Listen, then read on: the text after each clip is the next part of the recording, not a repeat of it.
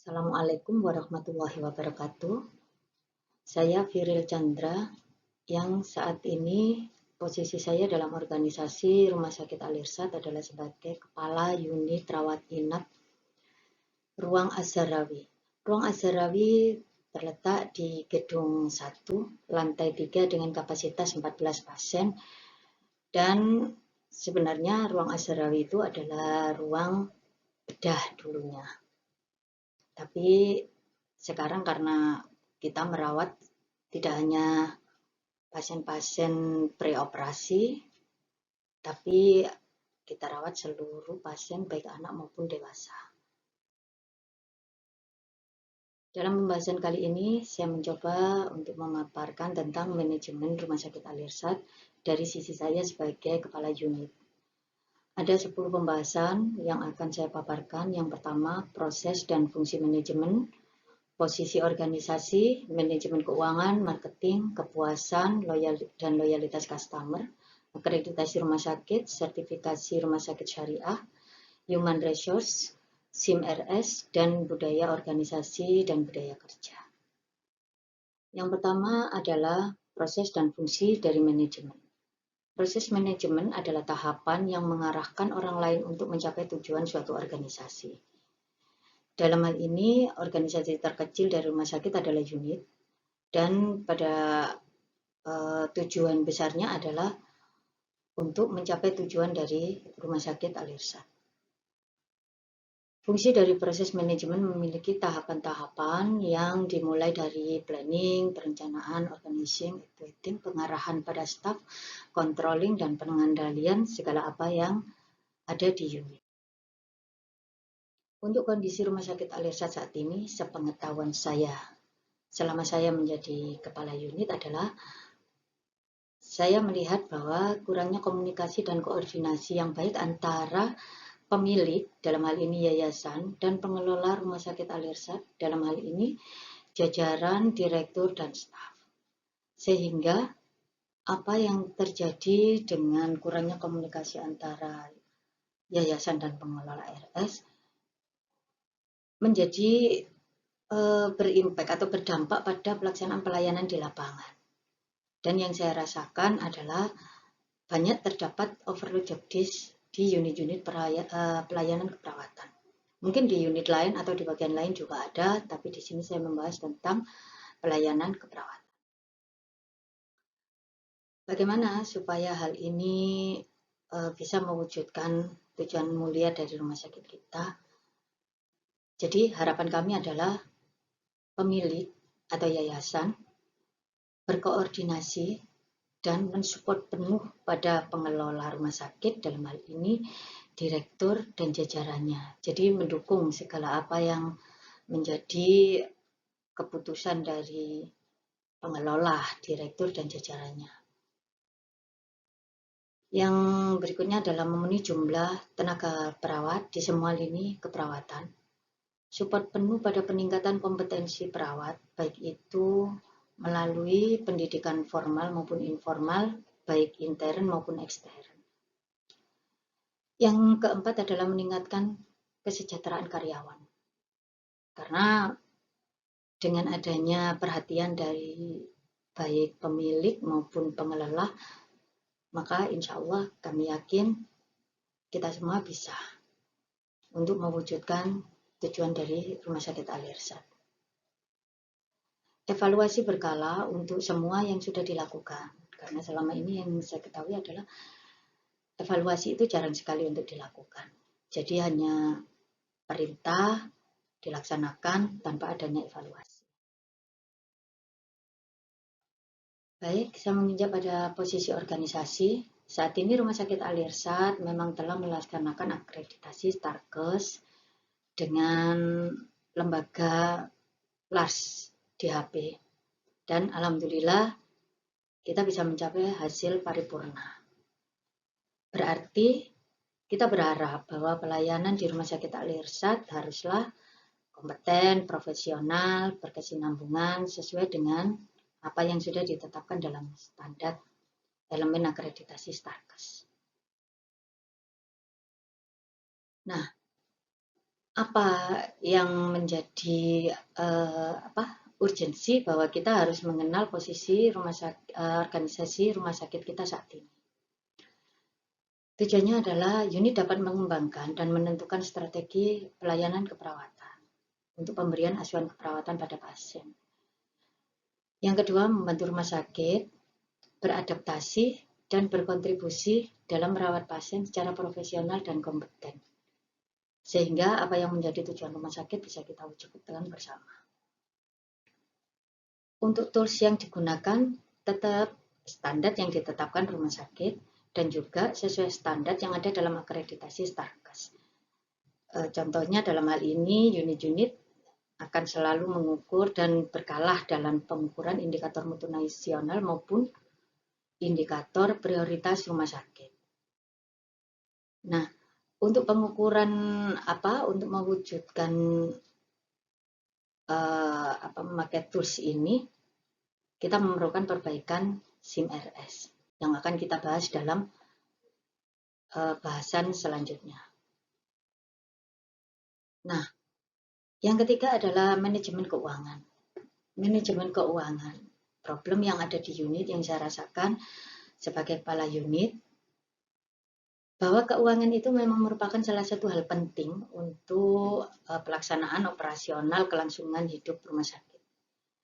Menjaga stabilitas, sehingga rumah sakit perlu menentukan anggaran untuk tiap-tiap unit atau bagian yang ada di rumah sakit.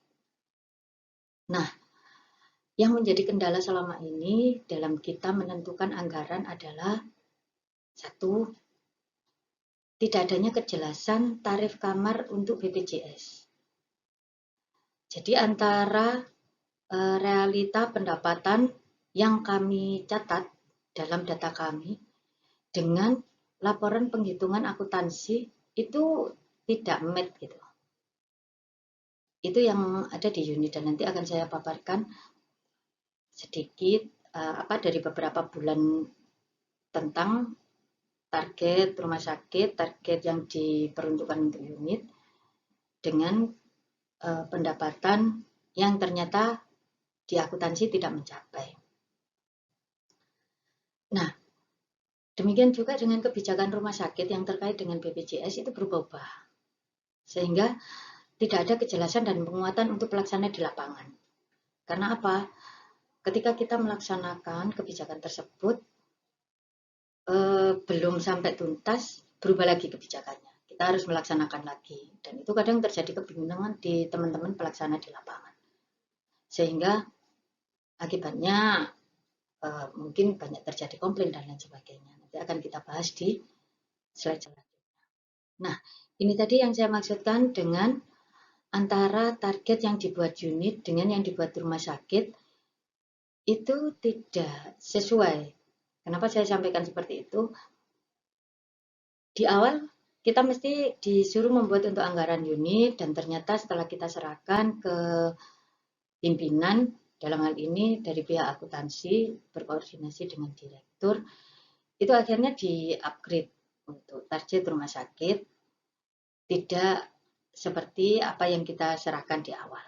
Dan ini adalah target anggaran target kamar yang dibuat oleh akuntansi dan direktur. Nah, target ini akhirnya dalam realitanya karena kami menghitung pendapatan kamar sesuai dengan apa yang ada di SIM-RS, itu tidak match karena tidak adanya tarif kamar untuk BPJS sendiri. Jadi semuanya dianggap sebagai pasien umum, sehingga untuk data saya di ruangan, di unit pada bulan Januari, harusnya saya dalam realita data saya adalah 90.900.000 dengan target dari rumah sakit hanya 71.820.000,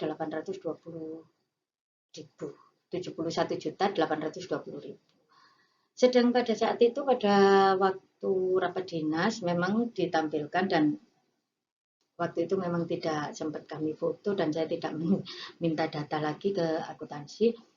Itu dari data akuntansi tidak mencapai. Mungkin karena memang perhitungan akuntansi sudah disesuaikan dengan pendapatan atau klaim yang didapatkan dari BPJS. Nah, ini yang saya maksudkan, harus ada kejelasan tentang tarif BPJS. Jadi, unit pun tidak bingung untuk menghitung anggaran dan apakah target itu bisa tercapai atau tidak. Itu harapan kami. Yang berikutnya masih tentang manajemen keuangan, yaitu kami sebagai kanit atau saya sendiri, saya mewakili diri saya, perencanaan dengan membuat anggaran unit itu tadi, meskipun dengan kebingungan kebijakan dan perhitungan yang seharusnya bagaimana, kami berharap untuk membuat anggaran ini selanjutnya, untuk pimpinan selanjutnya, kita diberikan sosialisasi seperti apa kita harus membuat anggaran sehingga tidak ada gap atau tidak ada kesenjangan antara anggaran yang dibuat unit dengan anggaran yang dibuat oleh rumah sakit. Dan ketika sudah difikirkan sebagai anggaran rumah sakit, itu disosialisasikan kembali atau diberikan kembali ke kami yang ada di unit. 2, pengelolaan. Pengelolaan ini saya menggunakan anggaran sebagai acuan untuk efektif dan efisien. Jadi, kita adakan juga pada saat rapat pengarahan tentang 5R, efisien dan efektif. Ini untuk mengontrol, maksud saya adalah untuk mengelola bahwa jangan sampai pengeluaran kita lebih daripada pemasukan yang ada. Gitu. Untuk yang keempat, pengawasan. Jadi kita buat untuk laporan bulanan dan kita evaluasi hasilnya. Existing saat ini mengelola dengan baik. Ini harapan kami, mengelola dengan baik pasien BPJS, asuransi lain, pasien perusahaan maupun pasien reguler. Kita kelola bersama-sama. Mengedukasi staf tentang bagaimana berkomunikasi dengan DPJP untuk tetap mengarahkan DPJP sesuai dengan alur atau ketetapan yang sudah ditentukan rumah sakit dan BPJS atau mungkin dari asuransi lain. Yang ketiga, tetap memotivasi dan pengarahan pada staf tentang kepedulian merawat dan menjaga inventaris dari semua yang dimiliki unit. Dan tetap menggunakan semua fasilitas secara efektif dan efisien. Untuk merealisasikan peran tersebut atau merealisasikan agar bisa tercapai tujuan kita, yaitu harapan saya adalah dibuatkan kejelasan antara target anggaran yang telah dibuat unit dengan target anggaran yang diharapkan rumah sakit dan disosialisasikan kembali ke kita sebagai pelaksana di unit. Yang kedua, ada kejelasan tarif dan target khusus untuk BPJS. Jadi, kita tahu bahwa kalau misalkan nanti kelas 1 saya terisi, cuman untuk tarifnya tetap seperti apa, itu kita minta kejelasannya. Supaya tidak ada kebingungan lagi.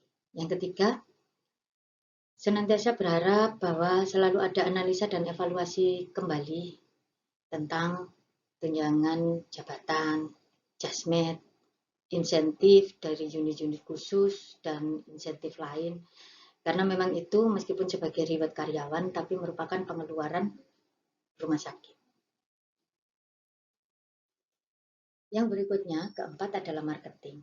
Marketing adalah aktivitas dan proses penyampaian informasi yang menawarkan suatu produk atau sesuatu yang bernilai kepada pelanggan, mitra, dan masyarakat umum. Rumah sakit Alirsat adalah pelayanan jasa. Jadi, tujuan kita adalah meningkatkan kepuasan pasien dengan layanan kesehatan yang profesional, kompeten, dan unggul.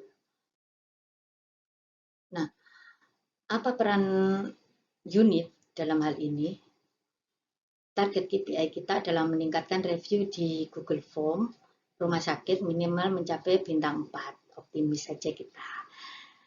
Yang pertama dengan perencanaan. Jadi strategi pemberian asuhan keperawatan kita jadikan perencanaan dengan pengaturan dinas meskipun dengan ketenagaan yang ada.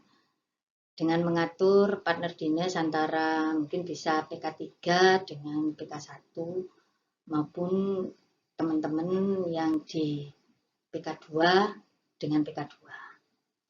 Yang kedua, edukasi dan motivasi staf tentang komunikasi terapeutik kepada pasien dan lebih caring lagi kepada pasien.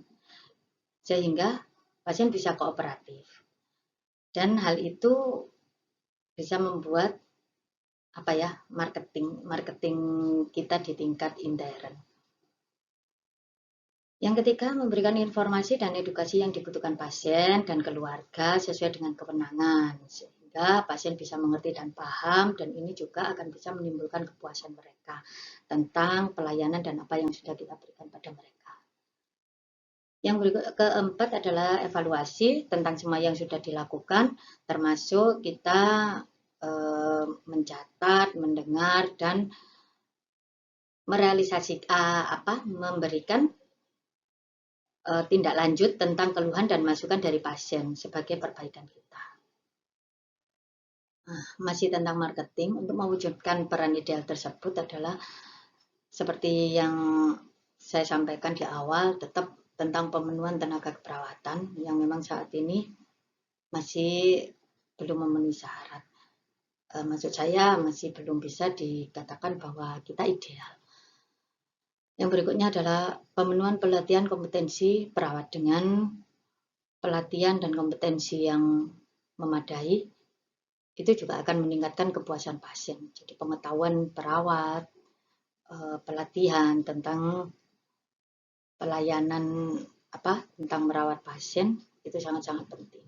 Dan saya tambahkan tentang motivasi religi. Motivasi religi adalah tujuan kita adalah kita bergerak karena Allah.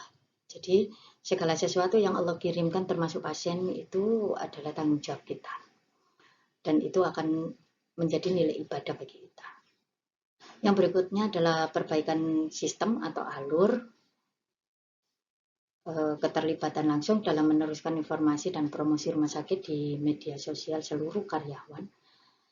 Yang tidak kalah penting adalah membangun komunikasi serta koordinasi dengan bagian marketing karena mereka adalah ujung tombak. Itu yang bisa saya sampaikan. Dan existing saat ini yang saya dapatkan adalah memang belum optimal dalam penggunaan digital marketing dan sosialisasi intern. Digital marketing bisa dari TikTok, IG, atau apapun itu. Itu mungkin lebih perlu dioptimalkan lagi. Nah, kepuasan dan loyalitas customer, kepuasan pelanggan pada produk atau layanan yang diterima, serta tingkat untuk loyalitas. Ini yang dari dulu memang pingin saya wujudkan, bahkan mungkin semuanya ingin mewujudkan loyalitas pelanggan dengan tingkat keterikatan atau kesetiaan pelanggan pada layanan dari rumah sakit. Nah, untuk target KPI adalah meningkatkan jumlah customer loyalty. Jadi yang menjadi target adalah customer loyalty rumah sakit sampai dengan akhir tahun 2023. Di perencanaan lagi saya membahas tentang asuhan keperawatan, pengaturan dinas, dan ini harapan saya adalah untuk strategi pemberian asuhan keperawatan kita bisa menuju pada metode tim, karena selama ini yang kita gunakan masih metode fungsional. Ya memang kita menyesuaikan dengan ketenagaan yang ada. Jadi pengaturan dinas dan partner itu sangat berperan. Yang kedua adalah edukasi dan motivasi staf tetap tentang komunikasi terapeutik, profesional, kompeten, dan caring. Itu yang kita harapkan sehingga pasien tetap bisa kooperatif, memberikan informasi serta edukasi yang dibutuhkan, itu juga bisa meningkatkan kepuasan pasien. Dan kembali terakhir adalah mengevaluasi semua yang sudah dilakukan, serta menerima semua keluhan masukan pasien untuk perbaikan ke depan. Nah, pada saat ini yang saya dapatkan untuk membangun kepuasan pasien. Jadi ada satu kalimat, good teamwork have a positive impact on customer. Jadi kerja tim yang baik akan membuat dampak yang positif pada customer. Nah, yang harus dilakukan dalam pandangan saya adalah sekali lagi pemenuhan dari tenaga perawat, kemudian pelatihan, support atau dukungan pada pelatihan, kompetensi perawat, perbaikan sistem atau alur yang tidak berbelit-belit dan tidak membuat pasien mondar-mandir, evaluasi secara berkala tentang semua yang dilakukan. Tetap saya berharap untuk evaluasi ini adalah bisa menjadi loncatan kita untuk menjadi lebih baik lagi. Nah, berikutnya adalah akreditasi rumah sakit. Akreditasi rumah sakit, urgensi dari akreditasi rumah sakit. Karena akreditasi merupakan standar kualitas dan keamanan dari sebuah rumah sakit. Standar pelayanan profesional dan kompeten, meningkatkan kepercayaan masyarakat dan reputasi rumah sakit itu jelas. Dengan akreditasi paripurna yang kita dapatkan, insya Allah kita bisa meningkatkan kepercayaan masyarakat. Dan urgensi akreditasi adalah memperbaiki sistem manajemen dan operasional serta peningkatan mutu pelayanan rumah sakit. Peran ideal kami atau kita semua adalah yang pertama kita harus mengerti dan memahami tentang standar-standar akreditasi dan mensosialisasikan pada staf sehingga mereka juga ikut terlibat langsung dalam pelaksanaan akreditasi. Melaksanakan kebijakan standar akreditasi rumah sakit secara berkala, memantau dan mengevaluasi secara berkala dan rutin pelaksanaan dari standar tersebut. Karena ketika kita melakukan secara terus-menerus dan berkala, akhirnya pada saat kita melakukan akreditasi, kita tidak akan merasa canggung atau tidak perlu berlari-lari seperti kemarin. Nah, target KPI dari akreditasi ini adalah meningkatkan BOR Uri Az-Zahrawi pada khususnya dan pada umumnya adalah semua unit perawatan pasien yang ada di Rumah Sakit Al-Irsyad, baik rawat jalan maupun rawat inap. Existing yang kita dapatkan pada saat ini adalah memang harus terlibat dan membantu secara langsung dalam pelaksanaan akreditasi. Memberikan job desk pada staf untuk melaksanakan akreditasi secara terus-menerus dan berkesinambungan. Pemantauan dan memastikan bahwa semua standar itu dilaksanakan, itu juga terus harus dilakukan. Dan kembali evaluasi untuk semua yang sudah dilakukan itu wajib ada. Yang harus dilakukan, apa yang harus dilakukan pada 1 tahun ke depan? Yaitu kita tetap harus terutama dari manajerial ya, pemantauan pelaksanaan standar akreditasi di unit-unit kerja yang ada di rumah sakit, pelatihan dan edukasi staf tentang standar akreditasi, evaluasi kebutuhan dan kekurangan, dan dilakukan upaya tindak lanjut yang sesegera mungkin. Nah, ini memang masih baru bagi kami tentang sertifikasi rumah sakit syariah. Dan menurut saya urgensinya adalah bahwa Rumah Sakit Al-Irsyad Surabaya, meskipun kalimatnya adalah rumah sakit umum, itu untuk ruh yang ada di Rumah Sakit Al-Irsyad itu adalah Islam. Jadi nilai-nilai dan prinsip-prinsip agama Islam itu yang wajib kita tekankan dan kita kita lakukan dalam kegiatan kita sehari-hari. Target KPI-nya adalah Rumah Sakit Al-Irsyad sudah bersertifikasi rumah sakit syariah maksimal di tahun 2024. Amin, insya Allah. Nah, peran dalam mencapai target harus memahami prinsip dan nilai syariah Islam, edukasi pelatihan kepada staf tentang sertifikasi rumah sakit syariah, melibatkan staf dalam pelaksanaan prinsip dan standar rumah sakit syariah. Dan itu harus segera dilakukan oleh tenaga yang memang berkompeten dan sudah mendapatkan pelatihan tentang sertifikasi rumah sakit syariah. Nah, existing para manajer tetap pada proses manajemen perencanaan. Jadi kebutuhan tenaga harus dipetakan. Jenis kelamin, kalau misalkan kita sudah menuju sertifikasi rumah sakit syariah, berarti harus ada pemetaan antara tenaga perawat laki-laki maupun perempuan. Pengarahan dan edukasi tentang prinsip dan nilai syariah. Pengaturan penempatan kamar pasien sesuai jenis kelamin sudah tidak bisa lagi dicampur-campur antara laki-laki dan perempuan. Seperti yang saat ini terjadi, memang masih ada di unit saya sendiri, itu untuk kelas 3 dan kelas 2 dalam situasional yang kita sudah tidak bisa mengatur.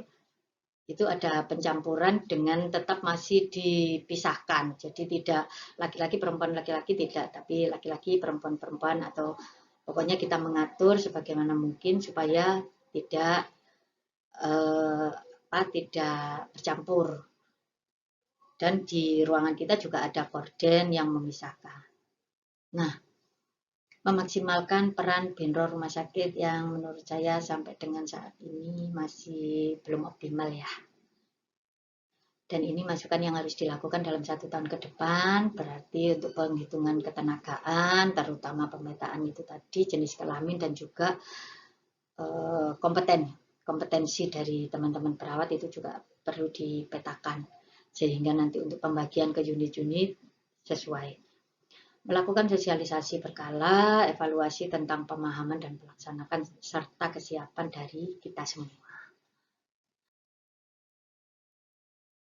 Untuk pembahasan berikutnya tentang human resource, karena hasil dari human resource ini adalah sumber daya manusia. Sedang sumber daya manusia itu menopang kesuksesan rumah sakit. Nah, target KPI-nya adalah pemenuhan kebutuhan perawat yang profesional, kompeten, dan berakhlak atau beretitut baik. Semoga sampai dengan akhir tahun 2023 ini bisa tercapai.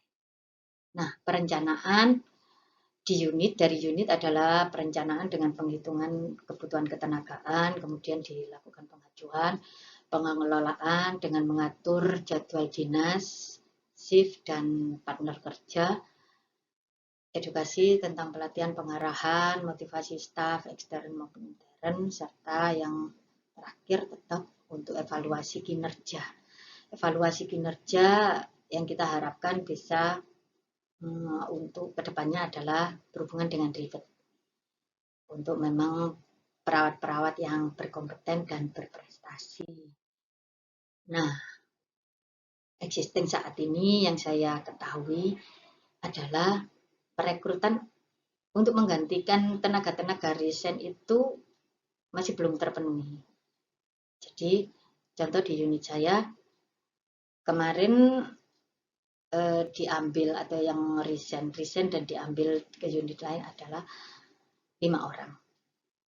Belum ada penggantian satupun untuk ke unit kita. Dan masih minimalnya dukungan pengembangan diri untuk perawat. Mungkin untuk kepemimpinan yang saat ini sudah mulai ada dukungan untuk pengembangan diri dari karyawan. Kembali pada evaluasi kinerja karyawan, yang saya harapkan adalah evaluasi yang objektif.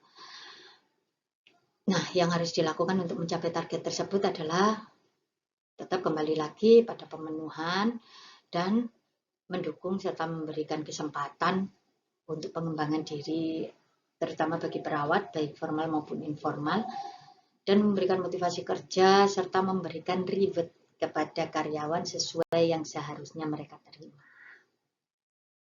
Nah, ini juga hal penting untuk rumah sakit kita adalah tentang SIM-RS. Untuk sistem informasi kita, memang sudah kita ketahui ya bahwa SIM rumah sakit adalah peran penting membantu pengelolaan berbagai aspek yang berhubungan dengan semua sistem informasi yang ada di rumah sakit. Dan ini harus dilakukan perbaikan segera. Target KPI yang ingin saya sampaikan adalah perbaikan SIM-RS ini harus dilakukan secara berkesinambungan dan wajib dilaksanakan sampai dengan akhir tahun 2023. Sudah harus target SIM RS kita adalah satu, memperbaiki kualitas dan akurasi data, real time administrasi, informasi yang terintegrasi dan mudah diakses, meningkatkan marketing rumah sakit. Karena dengan SIM RS, sistem informasi rumah sakit yang mudah diakses, jadi pasien membutuhkan informasi apapun bisa hanya langsung klik pada SIM rumah sakit. Peran ideal kita sebagai manajer adalah tetap pengarahan dan edukasi motivasi staf tentang SIM RS, koordinasi dengan bagian terkait untuk informasi yang dibutuhkan, dan pemantauan evaluasi SIM RS di unit, kendala serta hambatan apa yang ada dan segera ditindaklanjuti. Nah, seperti yang kita ketahui saat ini untuk SIM Rumah Sakit Al-Irsyad, kita tidak bisa real time, dikarenakan tenaga perawat yang berdinas memang masih terbatas dan minimalis. Sering terkendala jaringan wifi, karena kadang wifi-nya nggak nyambung, kadang tidak mati dan lain sebagainya. Serta ini yang menjadi kendala saat ini adalah penempatan pasien yang tidak sesuai kamar, sehingga menimbulkan kekacauan. Jumlah komputer yang terbatas di gedung 1 itu juga menjadi kendala. Jadi, kenapa ini saya sampaikan untuk penempatan pasien yang tidak sesuai kamar? Mungkin untuk kedepannya bisa dipikirkan cara supaya pasien ini benar-benar bisa dihitung atau dibilling sesuai dengan kamar yang ditempati. Nah, ini yang harus dilakukan dalam 1 tahun ke depan, menurut saya adalah pemenuhan kebutuhan tenaga perawat untuk mendukung SIM RS, sosialisasi tentang penggunaan SIM RS, edukasi dan motivasi staf semaksimal mungkin bisa melaksanakan SIM RS, serta pelatihan dan sosialisasi pada pelaksana secara berkala. Nah, untuk pembahasan yang terakhir, yang ke-10 adalah tentang budaya organisasi dan budaya kerja yang ada di Rumah Sakit Al-Irsyad. Kemarin Bapak Direktur memberikan wawasan untuk kita bisa belajar tentang OCA, yaitu Organization Culture Assessment Instrument. Salah satu metode yang digunakan untuk mengukur, menganalisa, mengidentifikasi, dan memahami budaya yang ada di suatu organisasi untuk memberikan wawasan tentang aspek budaya yang menghambat maupun yang mendukung kinerja dan tujuan organisasi tersebut. Nah, seperti kita ketahui, budaya kerja di Rumah Sakit Al-Irsyad adalah kombinasi dari norma, keyakinan, perilaku, nilai yang diterima dan dijalankan oleh staf RS. Dan itu mencerminkan identitas, karakter, dan pola interaksi kita. Budaya kerja yang positif dan berorientasi pada mutu rumah sakit, layananku adalah ibadahku, itu akan bisa membuat kita berusaha sebaik mungkin bahwa kita berusaha memberikan pelayanan terbaik. Nah, demikian juga dengan lingkungan kerja yang produktif dan inovatif. Itu yang membuat staf bisa lebih caring pada pasien dan rumah sakit. Nah, budaya organisasi dan kinerja yang diharapkan, terutama di ruang unit rawat inap, dalam hal ini saya menyoroti unit saya sendiri, Azharawi, adalah saya berharap bisa menciptakan kerja tim yang solid, baik dari komunikasi, koordinasi, kolaborasi, dan komitmen. Berfokus pada pemberian asuhan keperawatan yang komprehensif, dengan semua keadaan yang ada, dengan sebuah komitmen kita bisa melakukan itu.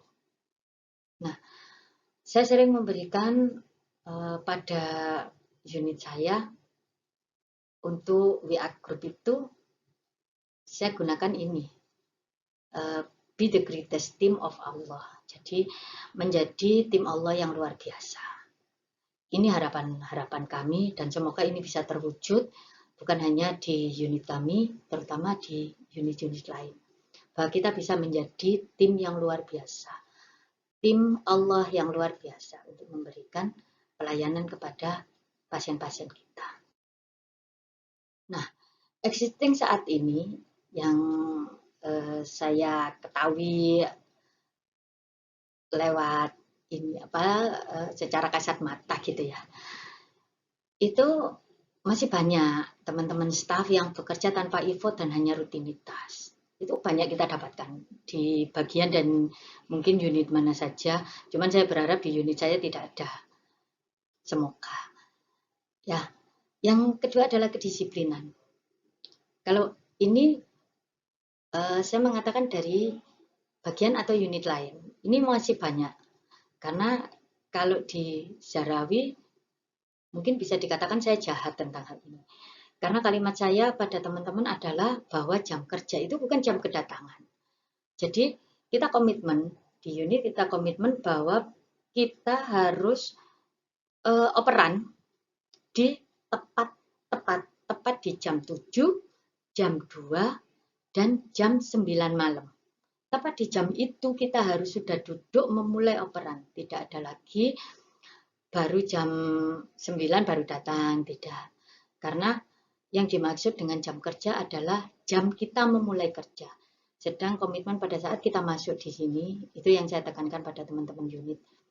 Kita masuk di sini ketika kita tanda tangan kontrak maupun tanda tangan karyawan tetap, bahwa di situ ada salah satu item yang mengatakan bahwa jam kerja kita adalah di jam 7 sampai jam 14, jam 14 sampai 21, 21 sampai jam 7. Nah, itu yang saya tekankan. Jadi yang namanya jam kerja itu bukan jam kedatangan. Jadi bisa kita pahami bahwa harusnya kita datang di sebelum jam kerja kita. Itu yang saya harapkan. Nah, apa yang harus kita lakukan di 1 tahun ke depan adalah perbaikan sistem di semua lini.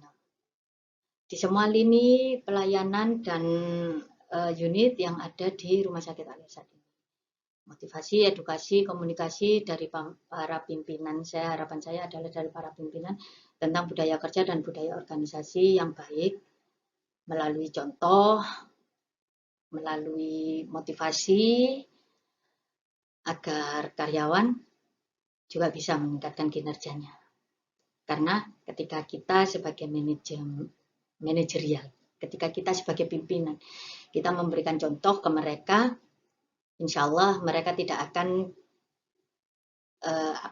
istilahnya mereka akan malu sendiri, mereka akan sungkan sendiri ketika mereka ternyata datangnya lebih lambat dari kita. Itu yang saya rasakan dan saya alami saat ini. Yang ketiga adalah aturan dan kebijakan tentang kedisiplinan dari semua aspek diberikan kejelasan. Evaluasi, tindak lanjut, serta untuk mencari solusi yang lebih baik. Itu harapan saya. Nah, dari semua paparan yang saya sampaikan, saya berharap semoga bisa menjadi manfaat bagi diri saya pribadi dan bagi semua yang bisa melakukan. Jazakallah, jazakumullah khairan katsir. Terima kasih untuk semua yang telah diberikan oleh Rumah Sakit Al-Irsad kepada diri saya pribadi dan kepada teman-teman yang lain. Semoga Allah senantiasa membersamai langkah-langkah kebaikan kita. Assalamualaikum warahmatullahi wabarakatuh.